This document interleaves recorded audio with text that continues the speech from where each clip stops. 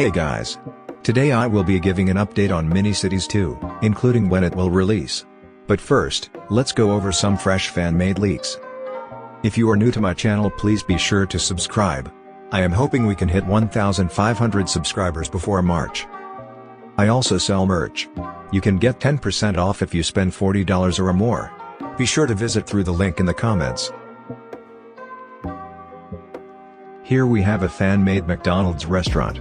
Mini-Cities 2 could have restaurants like this, so stay tuned and watch the Mini-Cities 2 playlist I linked in the comments.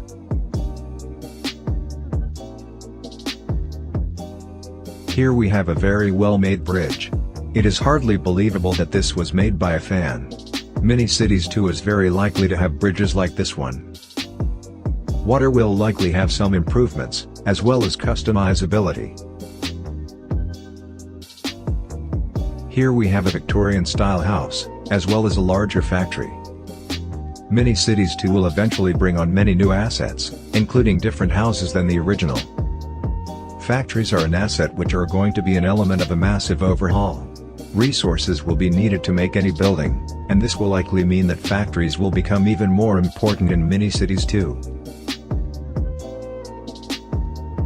Here we have a 2-lane one-way road, and a single-lane two-way road. The look of this road would be a massive upgrade from Mini-Cities 1.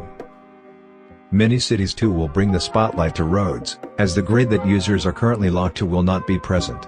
You will be able to curve roads as you wish, and this will make your city look much more realistic and natural. Here we have a pedestrian walkway connected to rail tracks, and a regular pedestrian walkway. City Skylines features a DLC for various pedestrian features.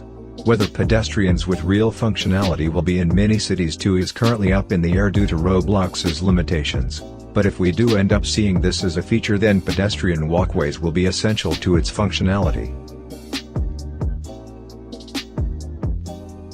We are almost finished with the fan-made leaks.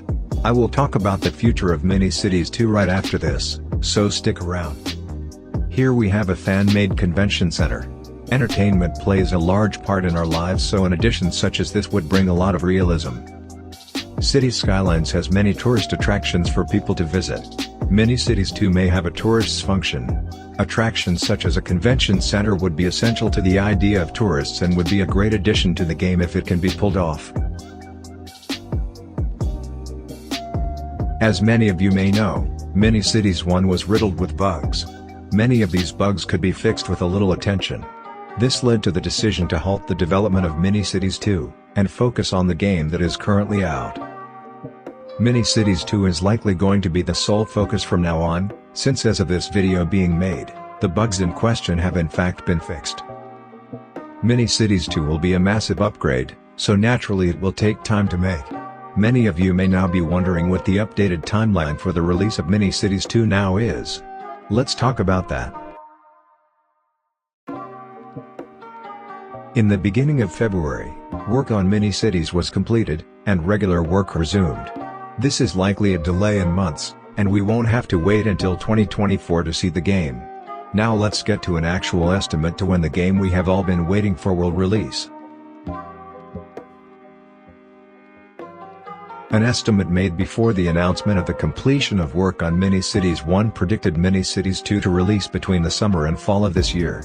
My estimate puts the release of Mini-Cities 2 to be around July, but the game could release sooner. I really hope all of this information was helpful. Please be sure to subscribe and help me reach my goal.